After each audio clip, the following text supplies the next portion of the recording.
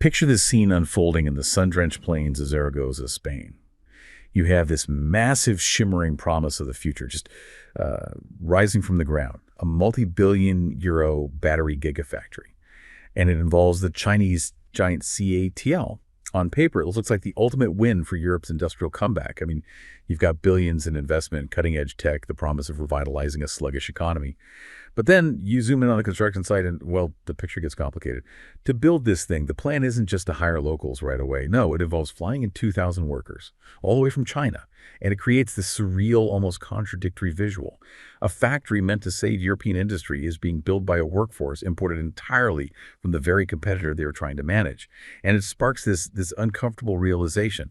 The billing is there, yes, but the know-how, the secret sauce of that advanced battery technology, it remains locked inside a black box, strictly guarded. It's almost as if the factory is less of a partnership and, well, more of a walled enclave. And that specific tension in Zaragoza, that perfectly encapsulates why officials in Brussels are suddenly scrambling to rewrite the rule book. They're realizing that foreign investment doesn't necessarily mean local benefit. And without a major change in strategy, Europe risks becoming merely an assembly ground for Chinese tech rather than an industrial power in its own right. Okay, let's unpack this. This microcosm in Spain, it really reveals a massive strategic pivot in Brussels. For decades, the philosophy was simple, right? Tear down trade barriers, welcome capital, champion open markets. But now, the script has fundamentally changed. We are witnessing the death of unconditional globalization as the governing doctrine of the EU. That is the perfect way to frame it. Our mission in this deep dive is to analyze this dramatic strategic shift in European industrial policy. It is moving decisively away from these pure open market principles and toward, well, conditional foreign direct investment regulations. We're going to investigate the multifaceted challenges posed by Chinese FDI in these critical sectors, chiefly EV batteries, but also hydrogen. And we'll explore how this tightening of the rules reflects a much broader global trend toward what policymakers are calling de-risking and achieving strategic autonomy. What's so crucial to understand here is that the EU is not just correcting for, economic downturns. It's reacting to geopolitical competition. It's attempting to secure its technological future and really maintain its industrial relevance in a fracturing world. So for the longest time, the EU operated on these, let's call them sacred twin pillars of efficiency and growth. The belief was that welcoming global capital would just automatically lead to prosperity, more jobs, cheaper, better goods for everyone. What were the fundamental structural changes in the global economy and within the EU itself that forced Brussels to pivot? To move from that purely growth-focused policy to one that now aggressively incorporates geopolitical risk? Well, this is where it gets really interesting. The old doctrine, you could call it the Washington Consensus, applied to the EU. It was rooted in this idea that competition would just self-correct market failures, and that globalization was an inherently stabilizing force. But the sources we've seen reveal that the challenges Europe now faces go far deeper than simple market correction. Europe realized, and you could argue somewhat belatedly, that it was facing these deep structural competitive challenges that demanded a total strategic rethink. We can trace this realization through three core structural failures. The first is the rise of genuine multipolarity. For decades, global trade operated under this comfortable, if sometimes strained, umbrella of Western consensus. Right, symbolized by the rules of the World Trade Organization, the WTO. Exactly. But that dominance is gone. China's rapid catching up, especially its technological leapfrogging, has created a multipolar world where economic relationships are, well, they're increasingly conflictual rather than cooperative. So it's not just about who's making better stuff. It's about the fact that the underlying rules-based system we all took for granted is just structurally weakened now. If the WTO is essentially sidelined by major powers, then free trade itself becomes a strategic vulnerability, not just an economic benefit. Precisely. The implicit assumption that economic interdependence leads to stability, that's been replaced by the reality that interdependence can be weaponized. But that external geopolitical pressure, it coincided with a massive internal economic problem. And that's the second structural failure, the competitiveness gap. Analysts often refer to this as Europe's middle technology trap. Europe is struggling because it's simultaneously too expensive to compete with low-cost emerging markets. Yet it lacks the scale and the technological leadership to compete with the US and China in the next generation of industries. The data, particularly the evidence that was highlighted in the foundational Draghi report on competitiveness, it paints a really clear picture of a failure to adapt. Walk us through that history, because this Middle technology trap seems to be the foundational economic reason for this entire shift we're discussing. How exactly did Europe fall behind its rivals? It started back in the 1990s. The EU failed spectacularly to keep pace with the US in the initial digital revolution, specifically in the production and the diffusion of information and communication technology, or ICT. While the US and parts of Asia saw these massive productivity gains driven by new digital infrastructure, the EU's industrial structure remained locked in older paradigms. And today, that lag just continues. It's happening in the current wave of innovation AI, cloud computing, quantum computing. You look at the top 10 global players in these critical fields. They're all American or Chinese? Predominantly, yes. We see no major European company among them. And this isn't just bad luck. The evidence points directly to a lack of structural change, what we call industrial inertia. Industrial inertia. That sounds like a very polite way of saying the EU was just stubbornly sticking to old ideas. Where was all the R&D money going, if not into the future? That's the absolute core of the problem. For decades, R&D spending remained concentrated in traditional incumbent sectors. The most vivid example, and the one that really crippled Europe's response to the EV shift, is the German automotive sector. The backbone of European manufacturing. Exactly, the backbone. But they continued to sink a disproportionately high share of industrial R&D into just optimizing combustion engine technology. These were sunk costs, and they were backed by powerful incumbent lobbying groups. This path dependency made the required radical structural overhaul, the shift toward batteries, software, digital technologies, it made it insufficient and far, far too slow. They were iterating on the past while the US and China were busy building the future. Then you have the third structural failure, which is just the sheer scale challenge posed by China. China operates on a completely different economic model.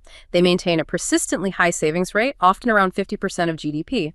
This immense capacity allows the state and its national champions to invest massive sums, which often leads to significant overcapacity, especially in heavy industries and, crucially, in green technologies.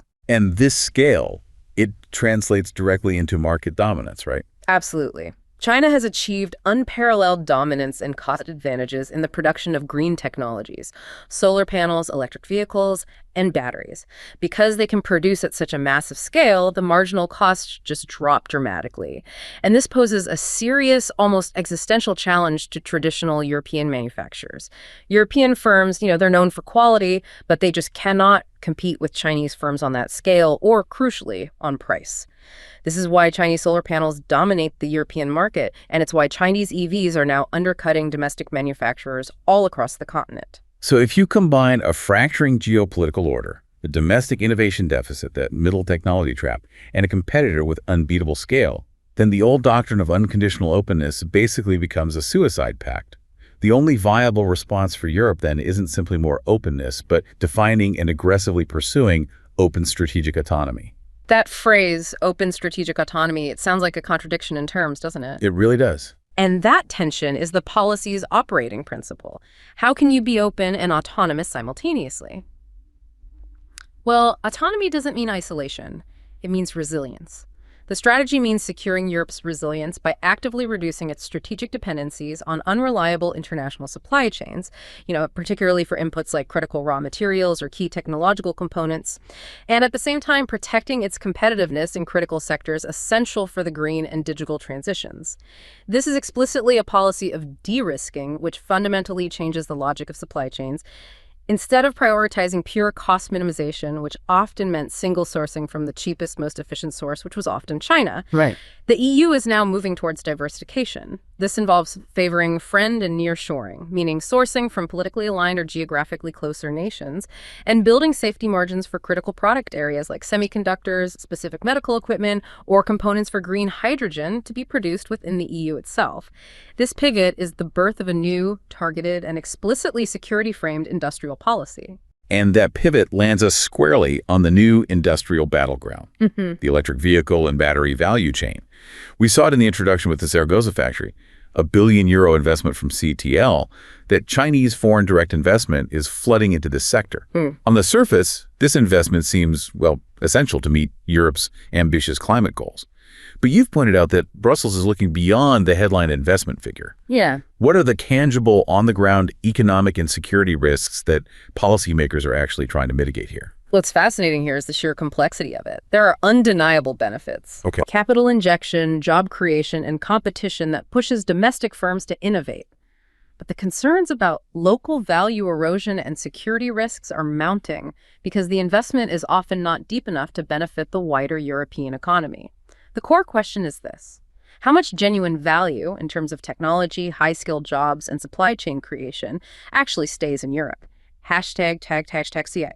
Stunted local benefit and know-how guarding. Let's elaborate on that Zaragoza case study because it's the perfect microcosm of the problem. You have a massive investment coupled with stunted local benefit. The plan to fly in up to 2,000 workers directly from China for the construction and setup of the CATL Gigafactory in partnership with Stellantis is highly revealing. When we hear 2,000 imported workers, the first thought might be just a construction crew. But for a highly advanced factory like this, those workers are doing a lot more than laying concrete, right? Exactly. These aren't just laborers, they are the specialists. They're responsible for installing, calibrating, and training personnel on proprietary equipment, which is often custom-built in China. If the whole point of the investment is to revitalize local manufacturing and skill bases, then importing the entire highly skilled setup and knowledge transfer crew kind of defeats the purpose. The fear is that the high-value know-how, the specific battery chemistry, the intricate production processes, the trade secrets, remains locked inside what is effectively an industrial black box, strictly guarded by the originating firm and its imported staff. So technology hoarding. The definition of it. And this isn't just conjecture. Reports suggest Chinese policymakers have explicitly advised their national champions to retain their most advanced EV and battery technology within China. They tell them to focus overseas operations primarily on low-complexity assembly. We saw similar workforce composition concerns at CATL's German factory, where nearly 40% of the staff were reportedly Chinese nationals in 2023. That's far higher than the norm for foreign companies operating in the EU. And this leads directly to the screwdriver factory fear. Precisely. This is the existential economic risk. If the EU imposes anti-subsidy tariffs on imported Chinese EVs, which is currently under investigation, the easiest and cheapest way for Chinese firms to circumvent them is to set up low-value-added assembly plants right inside the EU border. The screwdriver plants. Exactly. The parts, including the most expensive components like the battery cells, electric motors, and the chassis, are simply imported and screwed together locally. The problem isn't the EV itself, it's the limited local spillover effect. Take the example of BYD's massive planned investment in Hungary. While the headline figure is substantial, a factory capable of over 150,000 units per year, the initial signals are, well, they're mixed. BYD confirmed that they will, at least initially, import the critical battery cells from China, and even more concerning, reports surfaced that much of the heavy steel used for the plant's construction was sourced directly from China. Wait a second. They built the factory in Europe, which is meant to create European value, using Chinese steel. Yes, and that severely limits local supply chain spillover and job creation in related foundational industries like steel, construction services, and regional component manufacturers. If this trend continues across all major Chinese FDI projects, Europe becomes nothing more than a site for final assembly and logistics. The low-value end of the chain. Exactly. While the high-value manufacturing and technology control remain locked up in Asia, #B geopolitical and security threats. So beyond the local economic damage of technology hoarding and stunted job creation, there are these deeper geopolitical and security risks associated with this concentration of Chinese investment on the continent. The first is concentration risk, and this really undermines the integrity of the single market. Chinese EV FDI is highly selective. It gravitates toward member states that cultivate friendly political ties with Beijing, often through initiatives like the 16+1 cooperation framework. In 2023, Hungary received an astonishing 47% of all Chinese EV-related FDI in the EU. 47%. That concentration is a massive political liability for Brussels. It creates significant political leverage. If a critical proportion of the EU's EV manufacturing base is concentrated in just one or two politically pliable member states, it gives Beijing and its partners disproportionate influence over industrial policy, over supply chains, and potentially future security coordination. The second, and perhaps the most acute concern, is data vulnerability. We need to remember what a smart connected EV actually is. It's not just a car. It's a computer on wheels. It's a high-speed rolling data center. These vehicles collect vast amounts of data geolocation, minute-by-minute driving patterns, internal passenger biometrics, camera and lidar data, and information about charging locations and fleet movements. So the risk isn't just about my personal driving habits. It's about mapping critical infrastructure and strategic mobility across the entire continent. Precisely. EU intelligence services have flagged this data harvesting as a serious security vulnerability, and it's prompted formal risk assessments. If a hostile geopolitical actor controls the software stack and the data flow of a significant proportion of the European EV fleet, it creates several threat vectors. Like what? Espionage, tracking key personnel, or, potentially worse, the capacity for mass sabotage to distribution networks or critical national infrastructure should geopolitical tensions escalate. This sounds exactly like the Huawei 5G network debacle. Only Yeah. now it's about physical objects moving on European roads.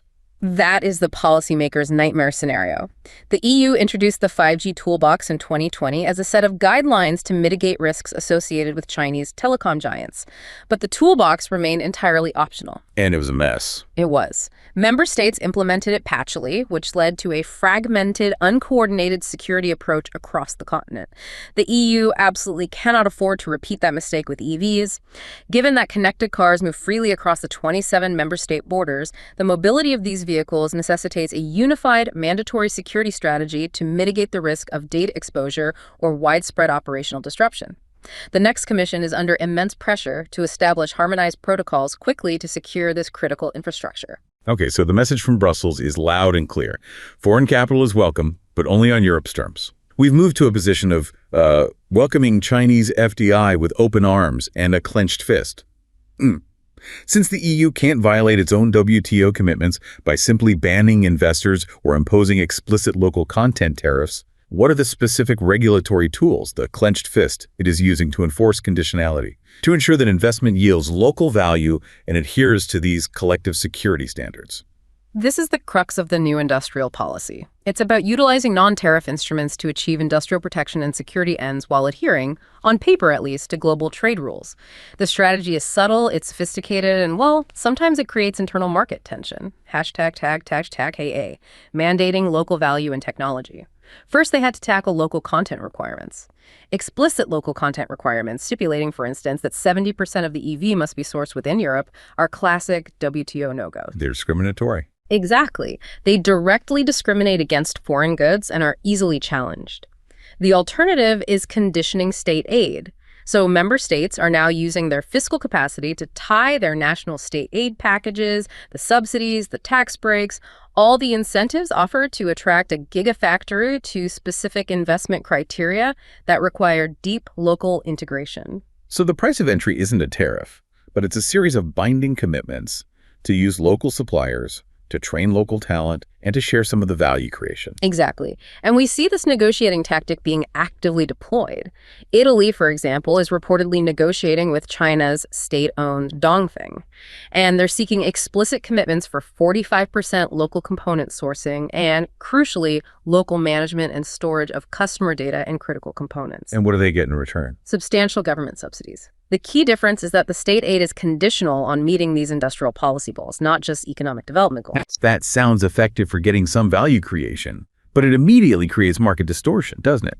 I mean, if only large, wealthy member states like Germany or Italy can afford substantial subsidy packages to negotiate these tough conditions, doesn't that just allow Chinese firms to shop around for the most favorable, least demanding deal, potentially prioritizing politically aligned states like Hungary? That is a fundamental critique of the current model. It absolutely is. It depends heavily on individual countries' fiscal capacity and results in exactly that market distortion, a race to the bottom in terms of regulatory strings attached. And that risks fragmenting the single market. The EU needs foreign investment, but if the conditions are only met by the richest states, the industrial geography of the bloc becomes uneven and vulnerable. To counteract firms seeking that easy route, the EU also relies on explicit anti-circumvention measures. The rules allow the European Commission to extend anti-subsidy tariffs to electric vehicles that are nominally produced in the EU if they are deemed to have undergone very little value-adding processing. So that's the direct regulatory hammer against the screwdriver factory scenario. It is. If an EV is found to rely too heavily on components, say over 60% of its value made and imported from China, the Commission has the power to hit that final assembled product with the punitive tariffs. And that makes low-value add assembly non-viable as a tariff evasion strategy. Okay, so we established that the battery is the single most valuable component. It accounts for roughly 1/3 of the EV's cost. But the tariff on imported batteries is negligible, just 1.3%.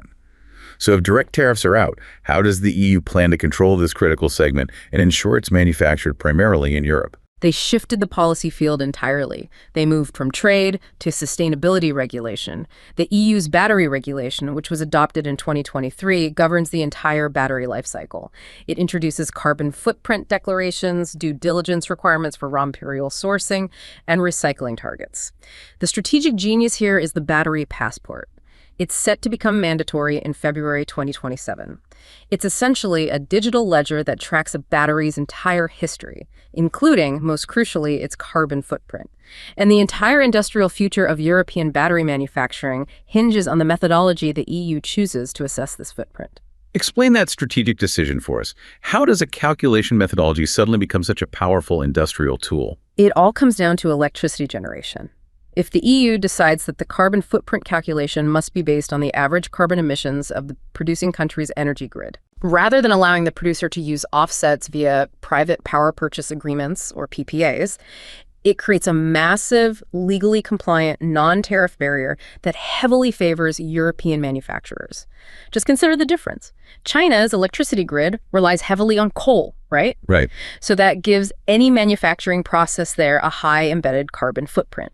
The EU's grid, particularly in countries like France with high nuclear power generation, is significantly cleaner. So if the battery passport forces manufacturers to use the average grid mix for their calculation, batteries produced in Europe automatically have a lower carbon score than those imported from China. This gives them an enormous competitive advantage in the European market without violating WTO non-discrimination rules. That is truly insightful. It's using environmental policy to achieve industrial security goals. It also prevents that greenwashing, where an exporter might just attribute existing renewable capacity on paper to exported products without actually changing the overall energy structure back home. Exactly right. This methodology prevents firms from simply shuffling clean energy certificates to make their export products look green while the bulk of their factory operations are still running on coal. This measure is a strategic masterpiece. It secures Europe's sustainability goals while simultaneously making non-EU batteries with high production emissions less competitive. And that forces the industrial value chain to localize. #TAG#C.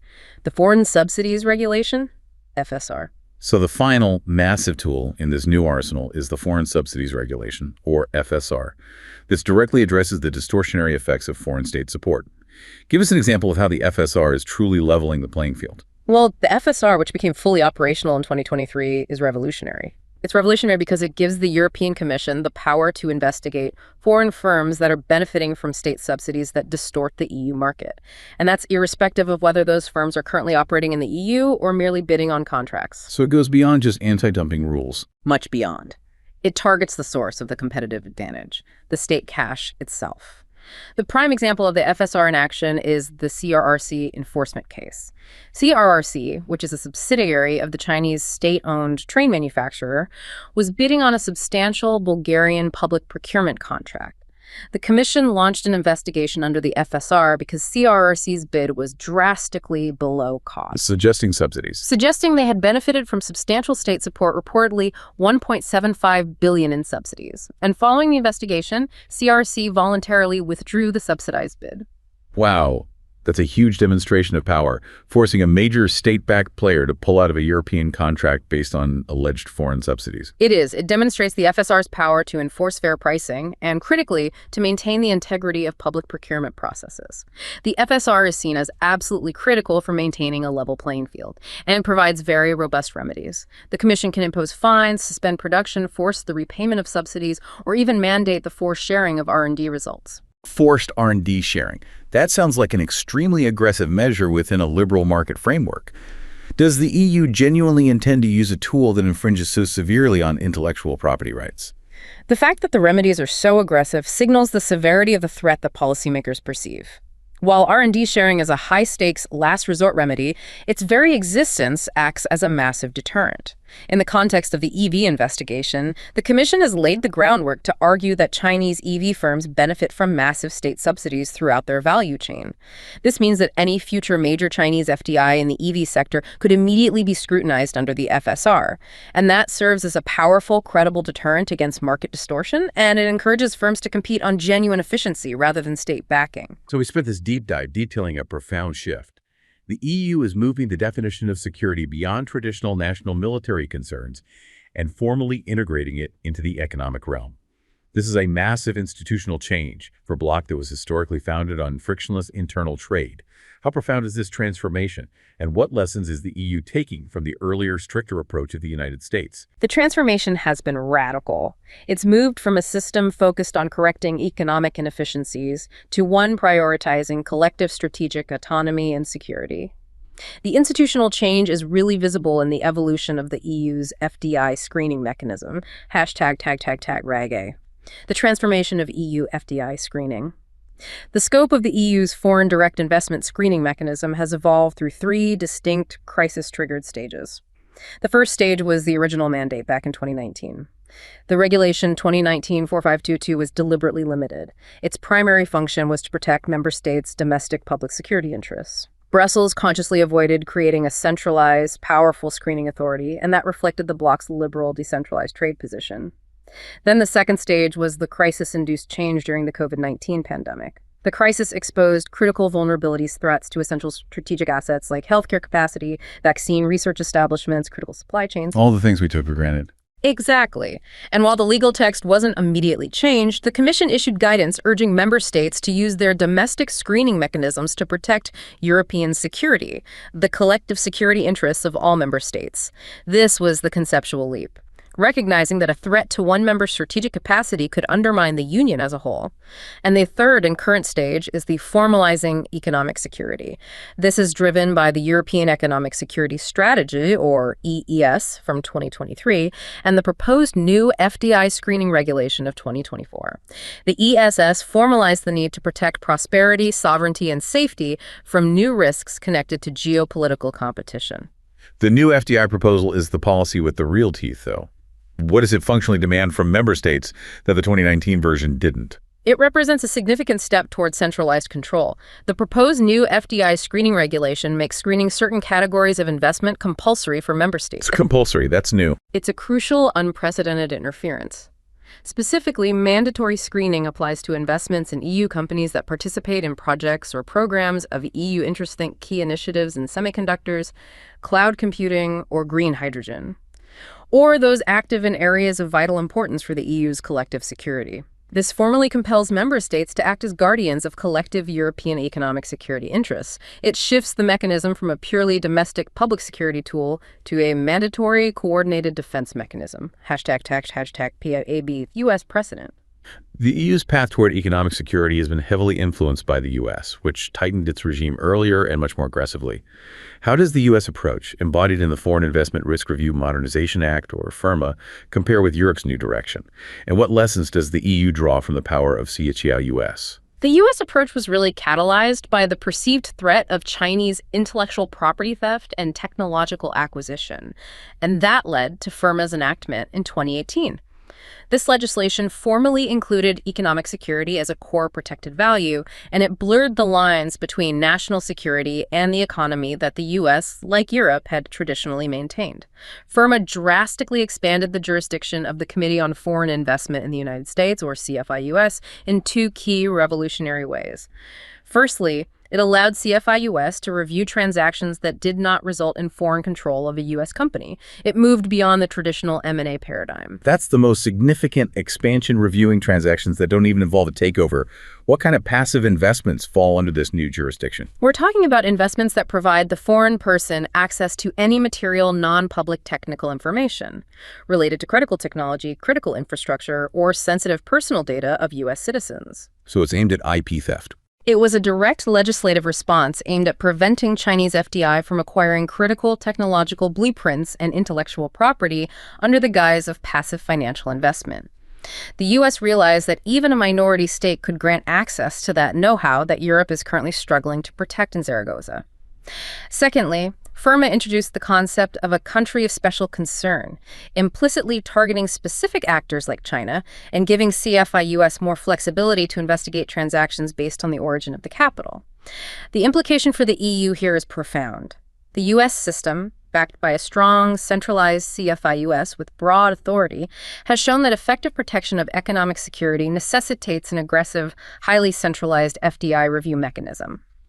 The U.S. system is so aggressive that CFI-US has asserted jurisdiction even over transactions where the U.S. business activities were practically non-existent, as we saw in the controversial magnet chip case. So there's a gap. There is. It highlights a gap. The EU's new framework, while bolder, still relies on coordinating 27 national authorities. While the U.S. operates with one powerful, centralized actor, many experts suggest the EU will ultimately need to move toward a centralized CFIUS-like structure to guarantee effective protection of its collective economic security interests against highly coordinated state-backed competitors. #outro. So what we have detailed here is a fundamental re-engineering of the European economic model.